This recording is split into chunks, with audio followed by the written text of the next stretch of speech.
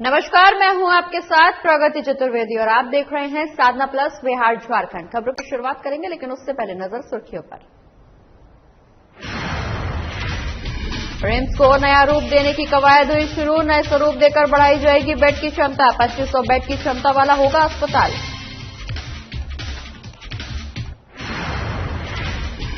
मोकामा में वैक्सीन के लिए उमड़ी भीड़। जल जमाव के बावजूद वैक्सीन लेने पहुंच रहे लोग। घुटनों भर पानी में भी लोगों ने ली वैक्सीन।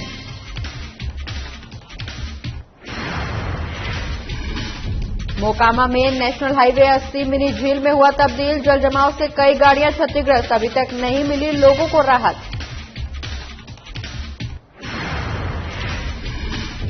बोकारो में बालू की तस्करी के खिलाफ छापेमारी अभियान। 13 ट्रैक्टरों को किया गया जब्त। दामोदर नदी से बड़े पैमाने पर चल रहा अवैध बालू की तस्करी।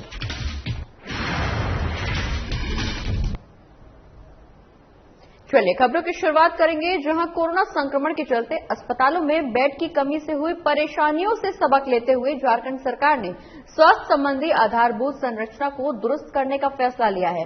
इसी के तहत झारखंड के सबसे बड़े अस्पताल यानी रिम्स को नया रूप देने की कवायद भी अब शुरू हो गई है। रिम्स को अब एम्स की तर्ज पर स्वास्थ्य विभाग और रिम्स प्रबंधन अस्पताल के आधारभूत संरचना में बदलाव की तैयारी कर रहा है। रिम्स में वर्तमान में 1800 बेड की सुविधा है, जिसे नए स्वरूप देकर लगभग 2500 क्षमता वाला अस्पताल बनाया जाएगा। आपको बता दें कि रिम्स अस्पताल को नया रूप देने के लिए स्वास्थ्य सचिव अरुण कुमार सिंह और रिम्स निदेशक डॉक्टर कामेश्वर प्रसाद सिंह ने रिम्स अधिकारियों और पीडब्ल्यूडी और पीएचडी विभाग के अस्पताल का निरीक्षण किया। अस्पताल के विस्तार में होने वाले खर्च की प्राक्कलन राशि तैयार करने का निर्देश दिया गया है।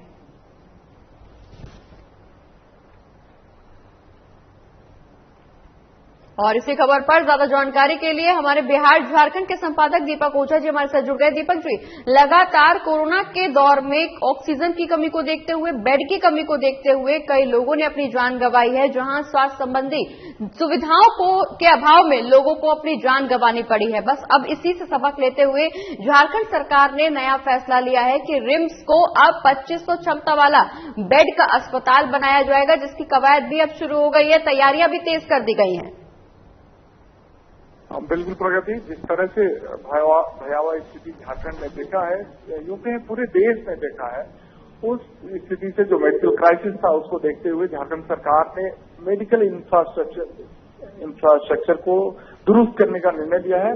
और जो मेडिकल संबंधित जो भी कमियां हैं उसको सरकार ये तैयारी कर रही है कि उसको पूरा किया जाए, चाहे वो अस्पताल की बेड की हो, चाहे ऑक्सीजन प्लांट लगाने का हो या बिल्डिंग की कमी का हो। वो झारखंड सरकार ने विभाग, जो स्वास्थ्य विभाग है या पीएचडी विभाग है, इन लोगों के जिम्मे होता है बिल्डिंग बनाना और जो इंफ्रास्ट्रक्चर है उसको दुरुस्त करना, इनको निर्देश दिए हैं और उसके तहत काम शुरू कर दिया है। स्वास्थ्य सचिव ने अभी रिम्स का निरीक्षण किया है और स्वास्थ्य सचिव ने कहा है कि रिम्स के बाद जो भी अभी सदर अस्पताल हो या अन्य ऐसे अस्पताल जो किसी भी इंफ्रास्ट्रक्चर, मेडिकल इंफ्रास्ट्रक्चर की कमी से बीमार झेल रहे हैं, उनको दुरुस्त किया जाएगा। और पहला फोकस है, चूंकि झारखंड का सबसे बड़ा अस्पताल है रिम्स, और रिम्स को जब गांव के सुदूर इलाकों से भी लोग रिम्स में इलाज कराने आते हैं, तो एक ये नजरिया बन गया है कि रांची जाने से, दूसरे जिलों से भी लोग आते हैं कि रांची जाने से बेहतर इलाज मिलेगा। इस विश्वास को दुरुस्त रखने के लिए और इस विश्वास को कायम रखने के लिए झारखंड सरकार ने जो 650 और 700 बेड की अभी क्षमता वाला अस्पताल है, उसको लगभग 2500 बेड का क्षमता वाला अस्पताल बनाने की कवायद शुरू कर दी गई है। और संबंधित अधिकारी, संबंधित विभाग को इसका निर्देश दिया गया है कि इसके प्राक्कलन राशि का प्रारूप तैयार करें कि एस्टिमेट क्या होगा, इस पर कितने खर्च आएंगे। और स्वास्थ्य विभाग ये एस्टिमेट लगाना शुरू कर दिया और अन्य विभागों से भी कोऑर्डिनेट। बिल्कुल दीपक जी, लगातार स्वास्थ्य विभाग के द्वारा एस्टिमेशन की तैयारी की जा रही है, एस्टिमेशन का आकलन किया जा रहा है कि एस्टिमेट बनाकर के जो भी खर्च आएगा उसको लगाया जाएगा और एक बार फिर से रिम्स को लोगों के विश्वास पर खरा उतारा जाएगा। पिछले अगर हम कोरोना की दूसरी लहर की बात करें तो इस दौरान सबसे ज्यादा केसेस रांची में देखने को मिले थे। वहीं रांची में लोग पूरे विश्वास के साथ आते हैं कि रिम्स अस्पताल में उनको बेहतर इलाज मिलेगा, तमाम सुविधाएं मिलेंगी और वो अपनी जीवन जीवन लीला को आगे बढ़ा सकेंगे रिम्स में इलाज करते हुए। इसी को देखते हुए झारखंड सरकार ने, स्वास्थ्य विभाग ने बड़ा फैसला लिया है कि रिम्स को एक बार फिर से और बेहतर अस्पताल बनाने की कोशिश की जा रही है, जिसमें 2500 क्षमता वाले बेड की तैयारी की जा रही है। इसी को लेकर एस्टीमेट बनाने की भी तैयारी हुई है। लेकिन अगर हम कोरोना की तीसरी लहर की बात करें तो कोरोना की तीसरी लहर की भी आशंका जताई जा रही है। विशेषज्ञों के मुताबिक कोरोना की तीसरी लहर जल्द आ सकती है। इसके लिए रिम्स प्रबंधन ने, स्वास्थ्य विभाग ने क्या कुछ तैयारियां की हैं?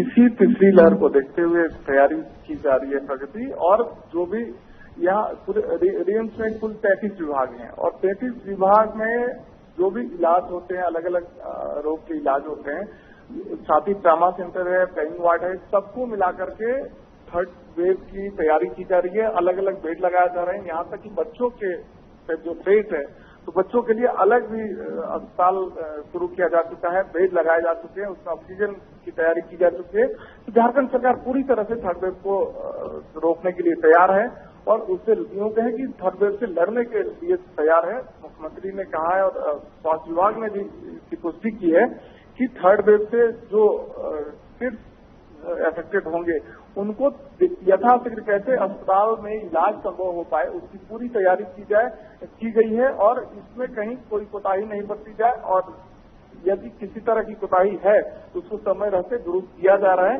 और आगे ऐसा थर्ड वेव, फोर्थ वेव की जो बात हम लोग कर रहे हैं, भविष्य में ऐसी महामारी से निपटने के लिए सरकार जो सबसे बड़ा अस्पताल है उसको बृहद पैमाने पे बनाने का निर्णय लिया है और इसके लिए दिशा निर्देश जारी किए हैं और इस दिशा में कवायद जारी है। चलिए, बहुत बहुत शुक्रिया दीपक जी, तमाम जानकारी हमारे दर्शकों तक पहुंचाने के लिए।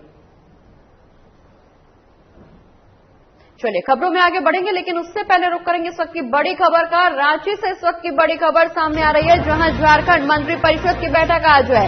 इस वक्त की बड़ी खबर हम आपको बता रहे हैं, जहां प्रोजेक्ट भवन में शाम 4 बजे मंत्रिपरिषद की बैठक होगी। डॉक्टरों की रिटायरमेंट एज बढ़ाने के प्रस्ताव को मंजूरी मिल सकती है। कई महत्वपूर्ण प्रस्तावों पर भी मोहर लग सकती है। इस वक्त की बड़ी खबर, जहां झारखंड मंत्रिपरिषद की बैठक आज होने वाली है। प्रोजेक्ट भवन में शाम 4 बजे मंत्रिपरिषद की बैठक होगी, जिसमें डॉक्टरों के रिटायरमेंट एज को बढ़ाने का प्रस्ताव पर मंजूरी मिल सकती है। साथ ही कई महत्वपूर्ण प्रस्तावों पर मोहर भी लग सकती है।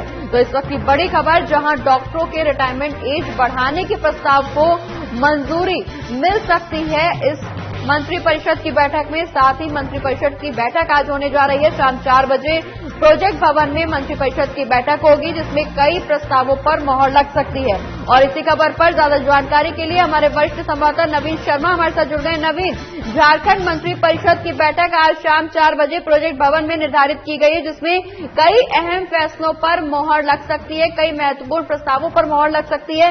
डॉक्टरों की रिटायरमेंट एज बढ़ाने के प्रस्ताव को भी मंजूरी मिल सकती है। तकरीबन दर्जन भर ऐसे फैसले हैं जिस पर मोहर लग सकती है। महत्वपूर्ण ये रहेगा कि जो डॉक्टरों का रिटायरमेंट पर जो चर्चा हुआ था, वो 1 साल की एज जो रिटायरमेंट एज है उसको बढ़ाने को लेकर की बातचीत चल रही है। क्योंकि अभी कोरोना काल के दौरान सरकार की तरफ से ये बातें कही गई थी कि जो भी डॉक्टर मार्च तक रिटायरमेंट करने वाले हैं उनका रिटायरमेंट एज को बढ़ाया जाएगा। यानी अब 1 साल जो है वो रिटायरमेंट एज को बढ़ाने का फैसला सरकार ने किया है। यानी जो भी डॉक्टर मार्च तक रिटायर करने वाले थे उन्हें 1 वर्ष तक का कहीं न कहीं अब एक्सटेंड मिल जाएगा।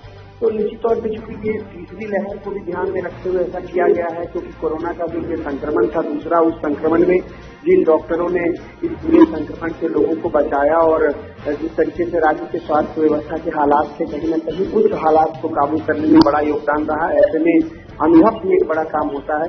यही वजह है कि सरकार उन डॉक्टरों को फिलहाल अभी रिटायरमेंट नहीं देना चाहती है और उनके रिटायरमेंट को एक्सटेंड करना चाहती है। तो एक बड़ा फैसला है, वो संभवतः आज कैबिनेट में इस पर मुहर भी लग सकती है। इसकी अगर बात करूं तो जिस तरीके से राज्य में ब्लैक फंगस का मामला बढ़ा है, कहीं न कहीं सरकार अब झारखंड में भी ब्लैक फंगस को महामारी घोषित करने जा रही है। संभवतः कैबिनेट में इस पर भी जो है कैबिनेट में लाया जा सकता है और इस प्रस्ताव को भी पास किया जा सकता है।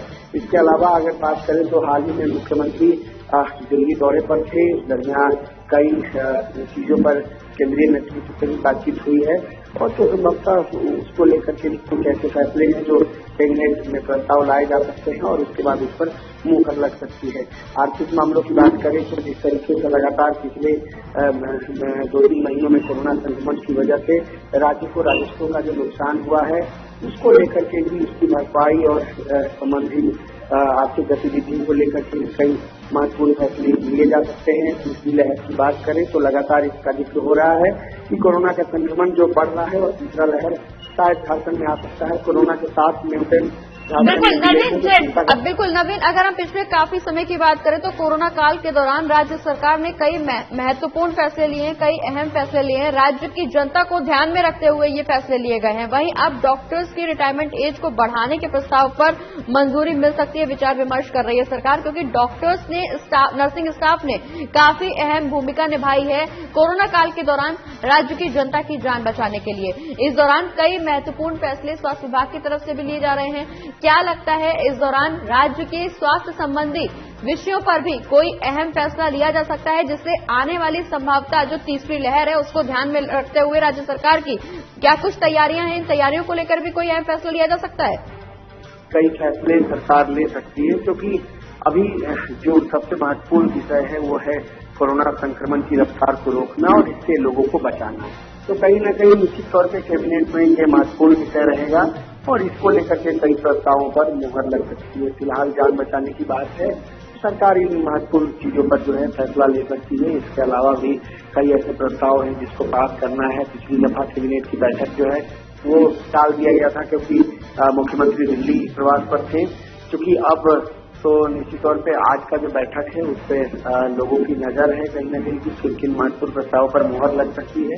तो देखने वाली बात होगी, तमाम मंत्री भी बैठक में मौजूद रहेंगे। किन विभागों को लेकर के महत्वपूर्ण फैसला लिया जा सकता है। शाम 4 बजे के बाद ये सारी चीजें स्पष्ट हो पाएगी। लेकिन जो मोटा मोटी जो उम्मीद जताई जा रही है वो ये कि डॉक्टर ये महत्वपूर्ण विषय हुआ कि डॉक्टर के रिटायरमेंट एज को बढ़ाने की बात या फिर ब्लैक फंगस को लेकर के जो महामारी घोषित करने की बात हो रही है वो, और तीसरी बात करें तो कोरोना संक्रमण की तीसरी लहर से बचाने के लिए कुछ महत्वपूर्ण फैसले जो है उस पर विचार विमर्श किया जा सकता है। और आर्थिक गतिविधियों को लेकर के सरकार कुछ बड़े फैसले ले सकती है। तो निश्चित तौर पर ये कुछ महत्वपूर्ण बिंदु रहेंगे जिस पर आज कैबिनेट अपना विचार विमर्श करेगा।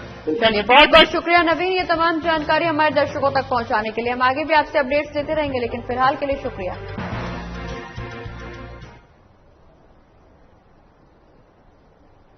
और इसी के साथ यहां रुक रहे हैं छोटे से ब्रेक के लिए। ब्रेक के उस पार भी बिहार झारखंड की तमाम बड़ी खबरों का सिलसिला रहेगा जारी।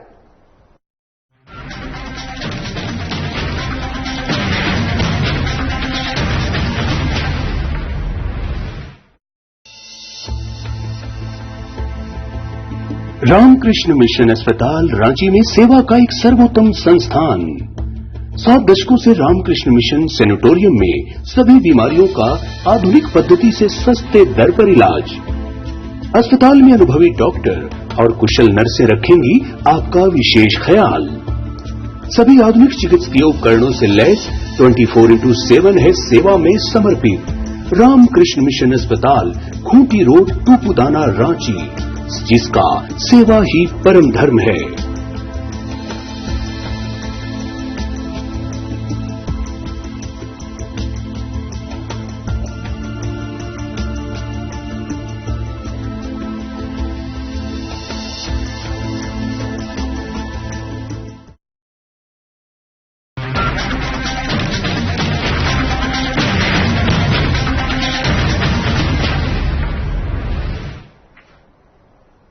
और ब्रेक के बाद एक बार फिर से स्वागत है आपका। खबरों में आगे बढ़ेंगे, जहां आगामी त्रिस्तरीय पंचायत आम निर्वाचन 2021 को लेकर डीपीआर से भवन के सभागार में जिला पंचायती राज पदाधिकारी राजशेखर की अध्यक्षता में सभी प्रखंडों के बीपीआरओ और सभी कंप्यूटर ऑपरेटर्स के साथ बैठक की गई। उक्त बैठक में पंचायत चुनाव से संबंधित पद आरक्षण और आवंटन से प्रशिक्षण दिया गया। जिला पंचायती राज पदाधिकारी ने सभी बीपीआरओ को कहा कि त्रिस्तरीय पंचायत की जगहों और पदों का पिछड़ा वर्ग, अन्य अनुसूचित जनजाति और अनुसूचित जाति के कोटिवार आरक्षण आवंटन और उन सभी कोटि की महिलाओं के लिए अनुमान में आरक्षण और आवंटन के प्रस्ताव को जल्द से जल्द तैयार कर जिला कार्यालय को भेजने का निर्देश दिया, जिससे समय रहते राज्य निर्वाचन आयोग को भेजा जा सके। वहीं बैठक में शिक्षक कुंदन कुमार, वंश नायक सिंह सहित तमाम लोग मौजूद रहे। तो बोकारो जिले के 9 प्रखंडों से आए हुए बीपीआरओ और कंप्यूटर ऑपरेटर को बुलाया गया था। सभी 9 प्रखंडों में त्रिस्तरीय पंचायत आम निर्वाचन हेतु मुखिया, पंचायत सचिव, पंचायत समिति एवं वार्ड के आरक्षण और आवंटन से संबंधित प्रशिक्षण दिया गया और उनको निर्देशित किया गया कि 100 समय उपयुक्त कार्यों को संपादित कर जिला पंचायत कार्यालयों को समर्पित करते हुए ताकि उस पर अग्रेतर कार्रवाई की जा सके।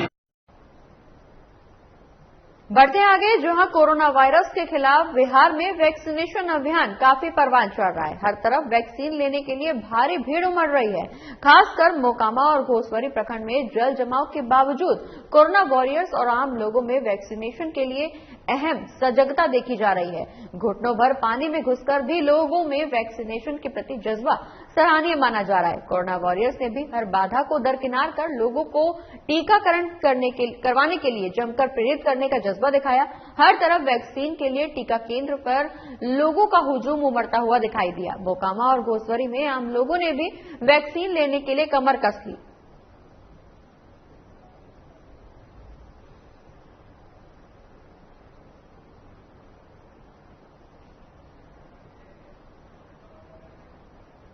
वहीं मोकामा प्रखंड के हाथीदह गांव से गुजरने वाला नेशनल हाईवे 80 मिनी झील में तब्दील हो गया है। बता दें कि बाटा मोड़ और महेंद्रपुर मोड़ के पास सालों भर जल जमाव का नजारा बना रहता है। हालात यहां तक पहुंच गए हैं कि जल जमाव में कई गाड़ियां भी क्षतिग्रस्त हो रही हैं। बाटा मोड़ से बढ़िया जाने वाले ये आम सड़क अब मिनी झील का दर्जा पा रही है। एनएचआई के अधिकारियों की लापरवाही की वजह से इस मिनी झील में दुर्घटना भी अंजाम दे पा रही हैं। खासकर अंधेरे में अक्सर हादसे हो रहे हैं। बावजूद इसके लोगों को राहत प्रदान करने के लिए कोई पहल नहीं की जा रही है।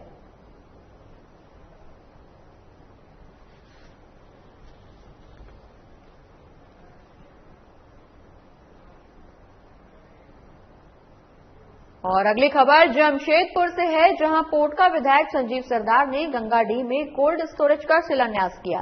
इस मौके पर जिला परिषद सदस्य चंद्रावती महतो समेत कई मुख्य लोग उपस्थित रहे। बताया जा रहा है कि झारखंड सरकार के भवन निर्माण विभाग द्वारा यहां 30 मीट्रिक टन के कोल्ड स्टोरेज का निर्माण 32 लाख की लागत से कराया जा रहा है।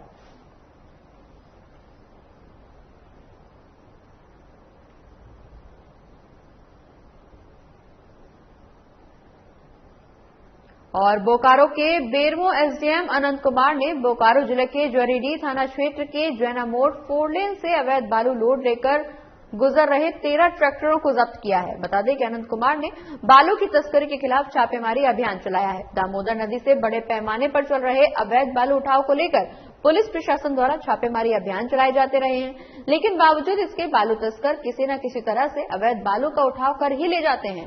बालू तस्करों की गतिविधियों की जानकारी होने के बाद यह अभियान को व्यापक स्तर पर चलाया गया, जिसके बाद एसडीएम ने खुद बालू घाटों और रास्तों तक पहुंचकर अवैध बालू उठाव के खिलाफ छापेमारी अभियान चलाया है।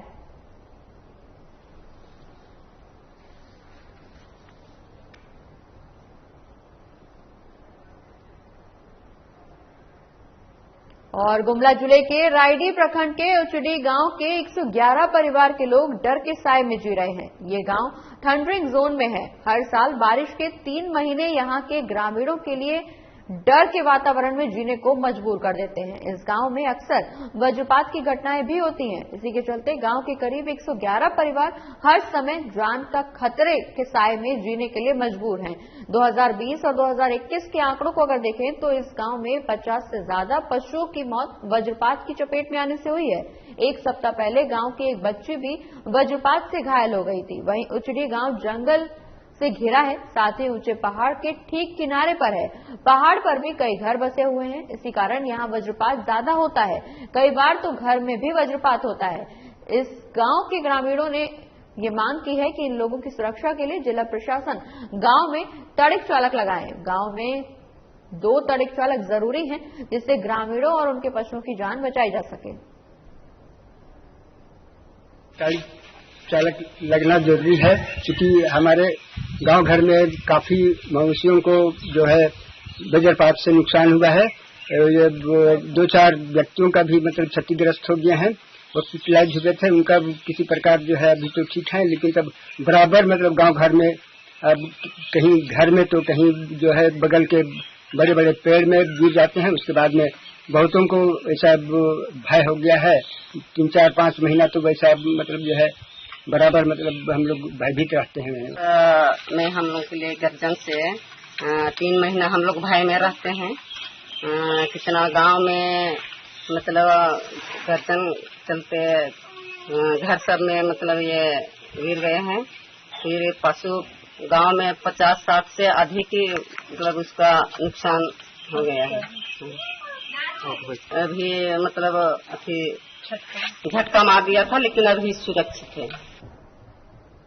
और मधुबनी जिले के कलुआही प्रखंड स्थित भाबड़ा पुल के निकट मां कमला महारानी की पूजा अर्चना बड़ी धूमधाम से की गई। जिस तरह से इस समय दिन रात बारिश हो रही है, ऐसे में बाढ़ की संभावना भी है, लेकिन ईश्वर की ऐसा करिश्मा है कि ग्रामीण इलाकों के हर तालाब और नदियों में बाढ़ का पानी नहीं है और आम लोगों को किसी भी तरह का खतरा नहीं दिखाई दे रहा है। इसलिए मछुआरे समुदाय के लोगों ने बाढ़ से कोहराम को रोकथाम के लिए बहुत ही आस्था के साथ 2 दिवसीय बड़ी मां कमला महारानी की पूजा अर्चना की। आपको बता दें कि देर रात कलुआही इलाके में भक्तिमय का माहौल था और लोग भक्ति की धुन पर झूम रहे थे।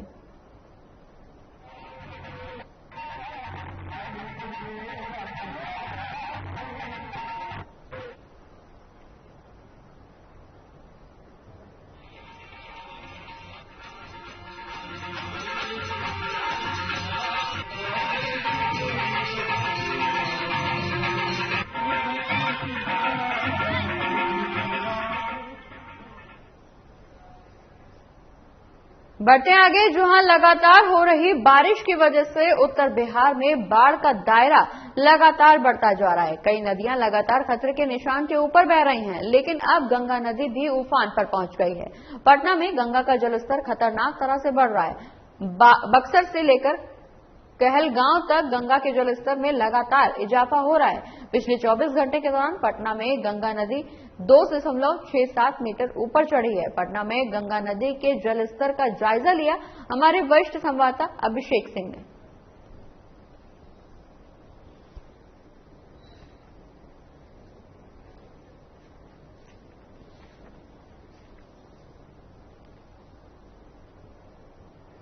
बिहार में हो रही लगातार बारिश करीबन दर्जनों प्रखंड के दर्जनों जो गांव हैं वो बाढ़ के चपेट में आ गए हैं। फिलहाल जो पानी का स्तर है काफी कम हो रहा है, धीरे धीरे पानी का स्तर कम हो रहा है। नेपाल से जितनी भी बहने वाली नदियां हैं वो हर एक साल बाढ़ का तबाही लाती है। इस साल भी मौसम के पहले ही बाढ़ ने दस्तक दे दी है बिहार में। हालांकि बिहार सरकार की ओर से लगातार यह निर्देश दिया जा रहा है, अधिकारियों को भी निर्देश दिया जा रहा है। पिछले दिनों बिहार के मुख्यमंत्री नीतीश कुमार ने समीक्षा बैठक की थी। उन्होंने जितने भी बाढ़ प्रभावित इलाके हैं उनके डीएम और आला अधिकारियों से बात की और हालात का जायजा लिया।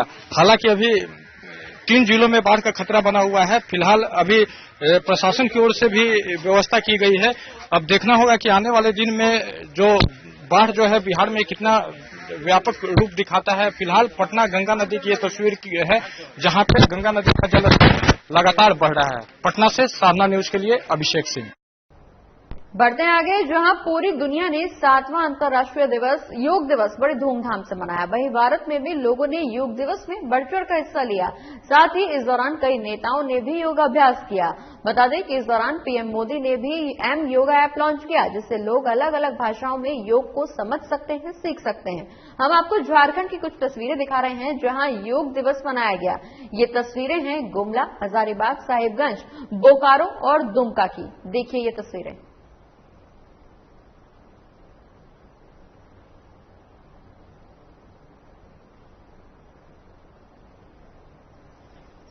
तो सादगी के साथ योग दिवस मनाया गया। 5 तस्वीरें आपकी टीवी स्क्रीन पर गुमला, दुमका, बोकारो, हजारीबाग और साहिबगंज की, जहां लोगों ने योग दिवस के दौरान बढ़ चढ़कर हिस्सा लिया। वहीं इस दौरान प्रधानमंत्री नरेंद्र मोदी ने एम योगा ऐप भी लॉन्च किया। आपको बता दें कि ये तस्वीरें गुमला, हजारीबाग, साहिबगंज, बोकारो और दुमका की, जहां अलग अलग जगहों पर अलग अलग तरह से योग दिवस मनाया गया।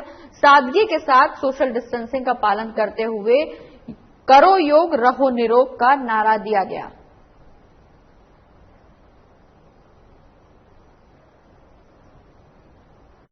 और इसी के साथ इस बुलेटिन में फिलहाल इतना ही। आप देखते रहिए साधना प्लस न्यूज। नमस्कार।